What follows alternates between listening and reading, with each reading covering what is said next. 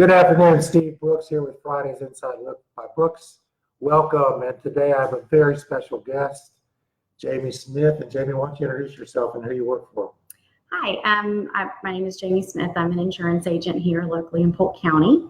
I work for Ewing, Blackwelder Duce and have been an agent with them for almost 10 years now, and I manage their Bartow location.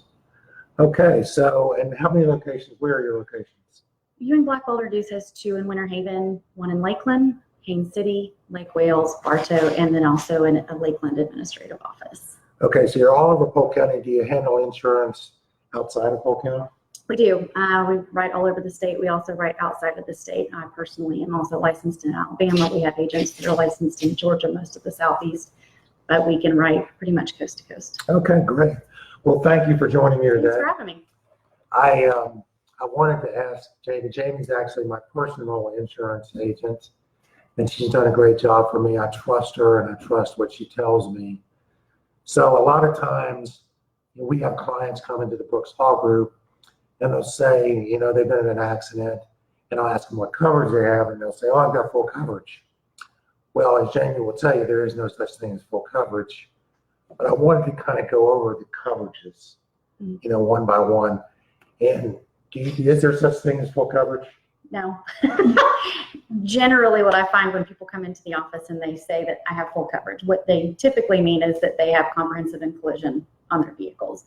But there's so many different coverages your policy can have. So if somebody comes in and tells me they want full coverage, that means I'm putting everything on there at the highest limit we have to give you as broad a coverage as you can get. But yeah, you ask 10 different people what that means, you'll get 10 different answers. Right. So comprehensive and collision, that's only property damage, right?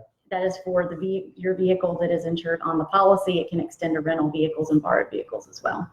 So, you know, there are a lot of states like North Carolina that have mandatory BI. Mm-hmm.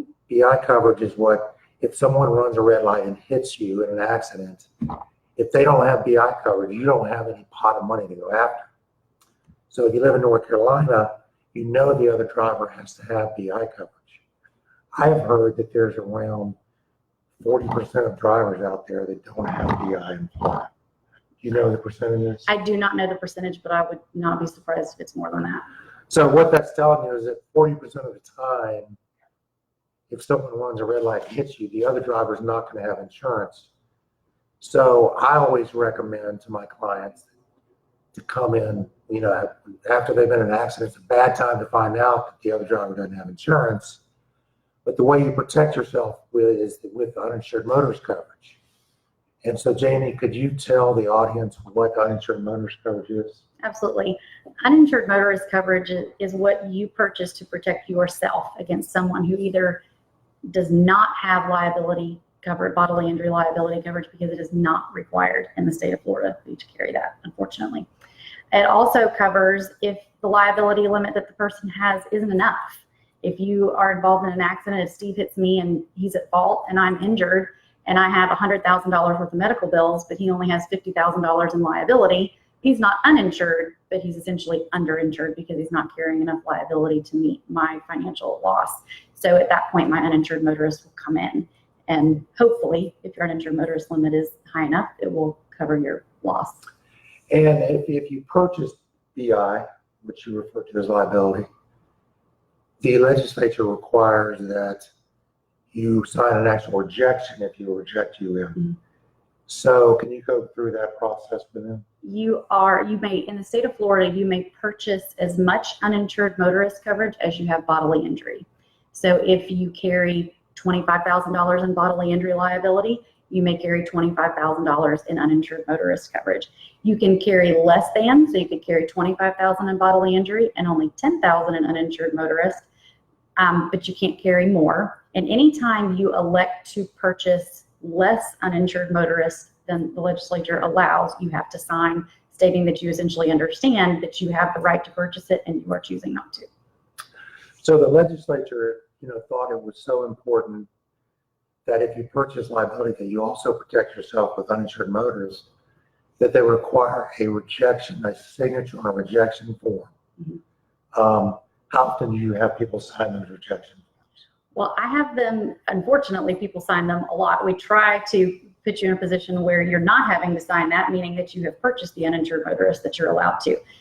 Most people, a lot of, when they come in, which I understand premium becomes important and they want to start reducing coverages for budgetary reasons. And many times uninsured motorist is one that gets slashed or limited for cost saving. So how expensive is uninsured motorist? My favorite answer, it depends. Depends on how much you buy, how old you are, what your driving history is, things of that nature. But it's a drop in the bucket compared to having medical bills or lost wages and things of that nature that aren't covered. So I think Jamie would agree with me that uninsured motorist is a necessary coverage. Absolutely. The other thing I hear from clients is they're afraid to make a claim on their PIP benefits. And could you explain what PIP benefits are? PIP stands for Personal Injury Protection in the state of Florida. It is a required coverage that is $10,000 worth of coverage if you are injured in an auto accident. Florida is what we refer to as a no-fault state, meaning that if you get into an accident, it's irrelevant whether it's your fault or not. The first $10,000 of your medical is going to be paid by Personal Injury Protection. You have to have that coverage to even get a tag for a vehicle in the state of Florida. So if you're injured in an auto accident, people will call and say, but it's the other person's fault. That's fine.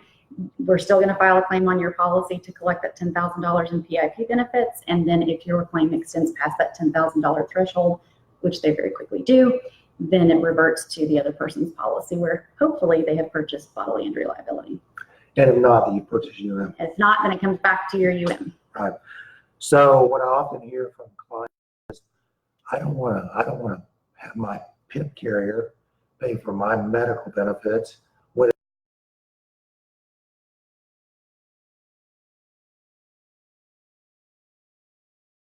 to affect your base rate. We have there are different carriers that have different, perspectives on claim-free discounts and things like that. But as a general rule, no, a not at fault accident is not going to adversely affect you.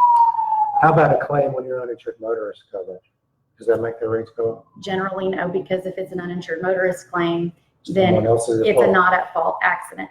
Now, if you end up being one of those unlucky ones that ends up with 3 or 4 not at fault accidents in a very short period of time, obviously insurance is still a business. They're going to look at things like that. But as a general rule, no.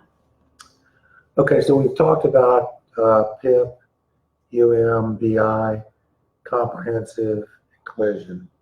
Is there any other coverage you would recommend? Medical payments is a coverage that you can get on your personal auto policy.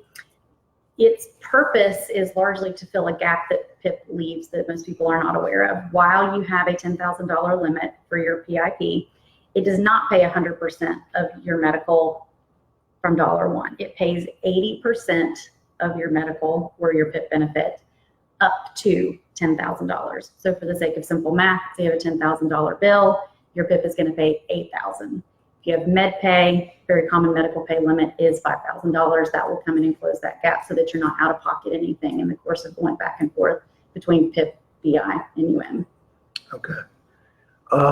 Any other coverages? That I would say, people are trying to determine where they're going to spend their premium dollars. You can get coverages for rental car reimbursement and towing and labor and things such as of that nature. If you're looking to slash premiums to help you with that from a budgetary standpoint, those are the coverages that I would look at removing first before you start reducing your liability limit, because you know how much you stand to lose if you have to rent a car for a week. You don't know how much you stand to lose if you get into an accident and you don't have the appropriate liability limits. Right, that's very good. So thank you for joining me. You want to give do you have a website address you want to give? Our agency website is ebdins.com. And so we have 7 total locations in the county. My office phone number is area code 863-533-4671. So, this is the first time I knew you managed the part-time office. I took that over December the 1st. So I call you there now instead? Well, all of our phones are inter-office links. You can still call the number you have memorized and they will still transfer you to me. But yeah, you don't have to memorize anything new. Okay. Well, thank you so much for joining me. And as always, if you have any questions, feel free to contact me, Steve at BrooksLawGroup.com. Thank you for bearing with me with my laryngitis. And we'll see you next Friday at 3 o'clock for Friday's Inside Look by Brooks. Thank you.